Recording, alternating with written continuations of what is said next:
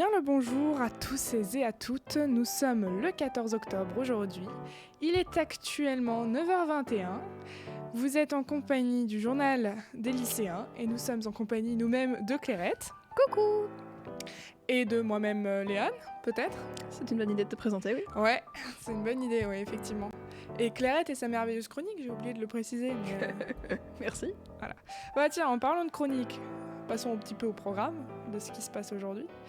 Aujourd'hui, pour le plaisir de vos oreilles, Clairette va vous présenter une chronique sur un court-métrage d'animation que j'ai découvert il y a pas très longtemps et qui est juste exceptionnel. Ah, tant mieux.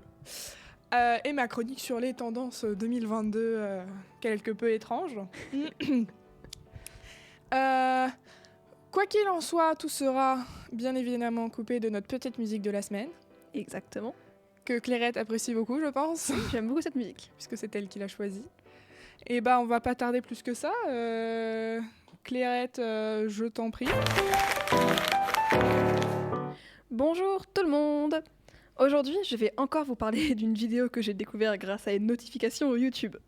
Pour rappel, le dernier projet que j'ai découvert grâce à une notification YouTube, inattendue, c'était l'album Éphémère de Grand Corps Malade, Gaël Faye et Ben Mazuet dont je vous ai déjà parlé. Et qui est devenu un de mes albums préférés de cette année. Complètement, il est génial. Vous êtes sans savoir que je suis une très grande fan de musique, que je joue de la musique aussi. Donc je suis très sensible à la musique et tout ce qui parle, tout ce qui touche autour de la musique. Donc quand une notification YouTube me propose un court-métrage d'animation des Gobelins sur un groupe de musique, j'ai sauté dessus.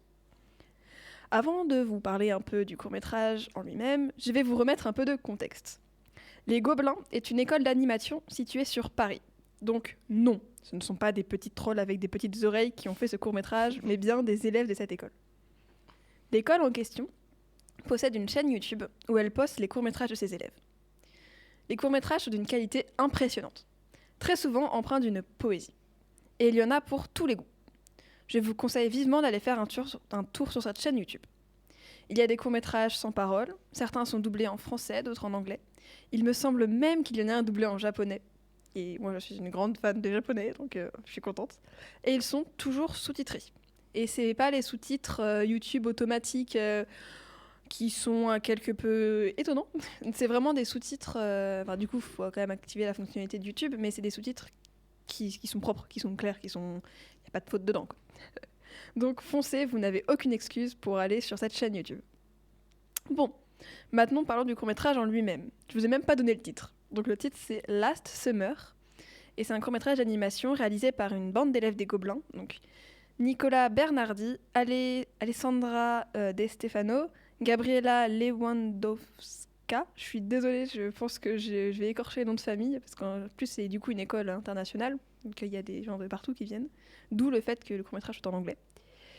Camille Van Delft, Chloé Van Besselear et Elodie Xia. Je suis vraiment... Ça va bien se passer, Claire. Les noms de famille, c'est toujours... Je suis vraiment désolée pour les noms de famille. Si j'écorche les noms de famille, je suis vraiment désolée pour ça. Les noms de famille, c'est toujours une grande histoire d'amour dans les émissions radio. Complètement. Donc, dès le début du court-métrage, le décor est planté. C'est l'histoire d'un groupe de 4 jeunes adultes qui font de la musique. Le guitariste, Ren, qui est aussi le chanteur et le parolier, n'arrive pas à écrire les paroles de leur dernière chanson. On devine aisément que c'est les vacances. Tous nos petits potes vont donc s'éclater à faire des activités de grandes vacances, de grandes vacances d'été, pour chercher l'inspi à base balades au bord de l'eau, de séances de piscine, d'observation de grenouilles. Les grenouilles sont une part méga importante dans ce court-métrage, je trouve ça trop mignon. Il y a des grenouilles partout. Sauf que la fin des vacances arrive et chacun retourne chez lui pour travailler, finir leurs études, etc. Et notre reine se retrouve tout seul, sans son groupe, pour finaliser leur chanson. Par un moyen scénaristique très sympa, Ren va finir par trouver des paroles alors que ses amis lui manquent et d'enregistrer le morceau pour le passer à la bassiste en mode course-poursuite à l'aéroport, sauf que c'est dans une gare. Donc course-poursuite à la gare. Ça fait tout de suite moins classe quand même. C'est vraiment très classe dans le court-métrage. Vraiment, allez le voir, vraiment, c'est trop bien. Donc ce court-métrage est ultra rafraîchissant et la bande-son est juste incroyable. Je veux juste que le compositeur Antoine Duchesne la sorte pour que je puisse l'écouter tous les jours avant d'aller au lycée. Vraiment, j'ai encore regardé ce court-métrage ce matin dans le bus et j'étais comme ça avec la musique. Ouais, c'est trop bien. Vraiment, c'est incroyable. Donc, comme j'ai dit plus haut, il est en anglais, mais il est sous-titré français. Et sincèrement, il est facile à comprendre en anglais. C'est-à-dire que j'ai regardé la première fois en anglais sous-titré français, puis après j'ai enlevé les sous-titres parce que je comprenais. Ok. Parce que j'ai regardé 3 fois aussi. Ah, tu l'as regardé 3 fois? 3 fois en 2 Moi, jours. j'étais au courant d'une seule fois hier parce que tu l'as regardé avec moi. J'ai regardé 3 fois en 2 jours. Ce court-métrage est vraiment exceptionnel.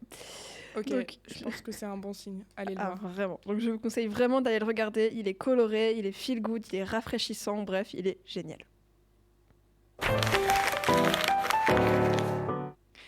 Sur ce, nous allons maintenant passer à notre petite musique de la semaine, qui est Down de Marianne Hill, c'est ça? Exactement, Je l'ai bien dit? je pense. Ok, parfait. Et donc, on se retrouve juste après pour ma chronique. À tout de suite et bonne écoute sur Delta FM. Eh bien, le bonjour à tout le monde. Vous êtes de retour sur Delta FM. Il est actuellement 9h30.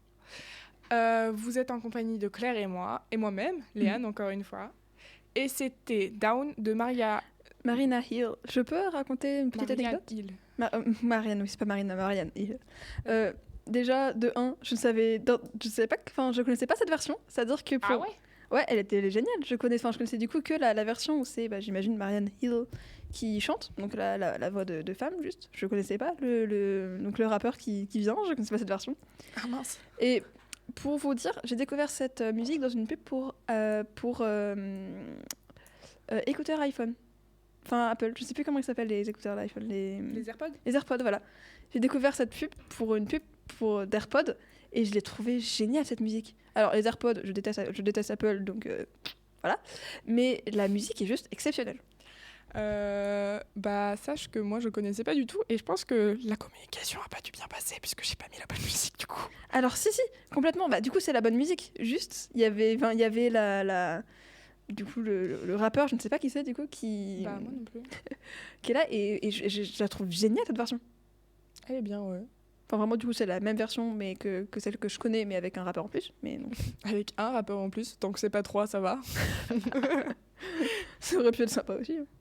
Bon, du coup, on se retrouve pour ma chronique à moi, qui est en rapport avec les nouvelles tendances. Bonjour à toi, jeune inconnu qui écoute cette chronique. Aujourd'hui, on parle des tendances. Pour commencer, est-ce que vous savez ce que c'est une tendance?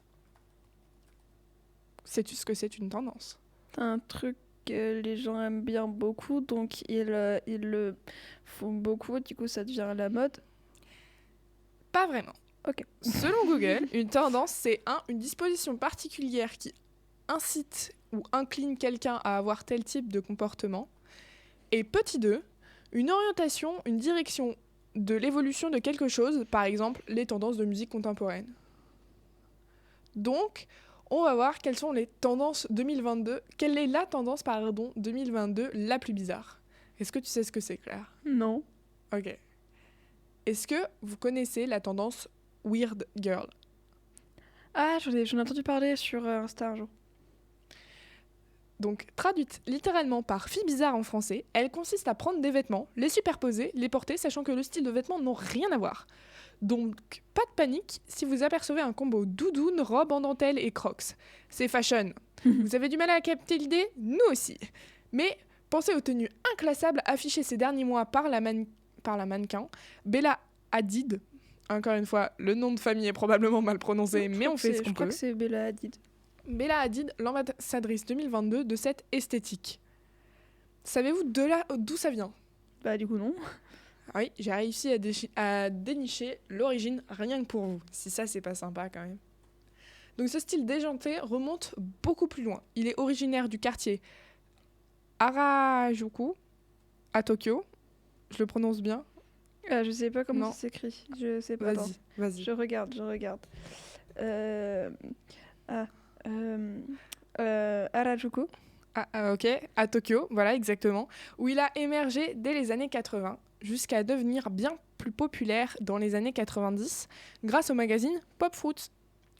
Ça expliquerait en partie son comeback avec l'obsession de la mode pour les années 2000 depuis la pandémie. Et dans sa version remasterisée en Weird Girl, en plus de nous redonner de l'inspi pour nos fringues jusqu'à notre retraite, dans les périodes... Pardon, je recommence. Donc, ça a été notamment pris dans les périodes de crise, souvent crise sociale ou sanitaire, on remercie le Covid, on lui fait des bisous à celui-là. La mode est réputée pour compenser la mauvaise ambiance par l'extravagance. Pas étonnant donc que les tendances maximalistes et la cote. Jusque-là, ça va. Et que les gens se permettent de les expérimenter au max. Mais au-delà d'un fun post-pandémie bien mérité, l'existence de cette traite interroge sur le plan économique. Parce que la Weird Girl est la compilation de tous les micro-tendances qu'on a vu passer cette année. Elle nous permet de voir à quel point notre cycle stylistique s'est accéléré au point de la saturation. Parce que ça fait un bout de temps que l'industrie de la mode multiplie les collections, notamment poussée par le fast fashion. Est-ce que, Claire, tu sais ce que c'est le fast fashion ? Oui, ça, je sais ce que c'est. Le fast fashion ? Oui, vas-y, je t'en prie. Alors, j'ai pas la définition exacte, mais en fait, c'est vraiment quand les magasins, ils font... là, je prendrais l'exemple de chaînes ou des choses comme H&M, Zara... Zara, je sais pas, mais je crois. Où, en fait, ils font des vêtements, on va dire... très souvent, ils renouvellent très souvent des collections c'est pas vraiment très bien fabriqué souvent en Chine, assez rapidement, non, c'est pas ça ? Oui, si, c'est ça. Voilà. C'est en gros tout ce qui est en rapport avec la mode rapide, du coup c'est la traduction littérale. Et en fait, c'est pour subvenir aux besoins de nous étant très grands consommateurs depuis quelques années. Donc on vous rappelle juste que par exemple le géant Shein ou Shein, pour ceux qui préfèrent, ajoute 30 000 nouveaux designs par jour sur son application. Oh, c'est infernal. Et que les maisons de luxe sortent une douzaine de collections par an. Ce rythme proche du délire et la confusion esthétique qui en résulte est incarné par la Weird Girl et son accumulation de fringues. De là à dire que sa résurgence est une énième incitation capitaliste à surconsommer la mode, il n'y a pas qu'un pas qu'on va joyeusement franchir. Donc, voilà. Pardon, excusez-moi. C'est l'occasion de faire le point sur la façon dont on consomme la mode à notre époque. Mais, donc, no stress, cette trend peut être aussi adoptée en mode éthique, notamment parce qu'elle fait appel à des vibes vintage.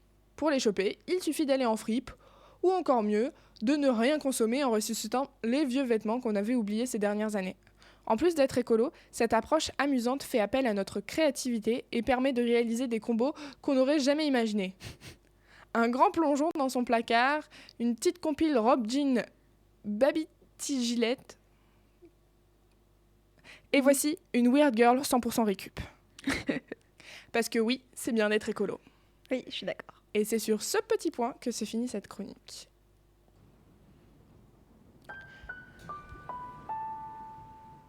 Et c'est aussi, bien évidemment, la fin de cette émission. Merci de l'avoir suivi. Si vous voulez nous écouter ou nous réécouter, vous pouvez sur Spotify, Deezer, YouTube, ainsi que le site de la radio. On va faire un petit teaser pour la semaine prochaine. La semaine prochaine au lycée, c'est la semaine Halloween. Donc bien évidemment, vous aurez droit, vous aussi, à votre petite chronique Halloween. N'est-ce pas, Claire ? Oui, mais je dois en faire 2, c'est du coup des chroniques Halloween, c'est génial. Oui, allez écouter Choupote. Je ne ferai pas ma pub. Ah, mince. Bref, on se retrouve la semaine prochaine pour une nouvelle émission sur le thème d'Halloween, du journal des lycéens. Bisous tout le monde. Bisous, bisous.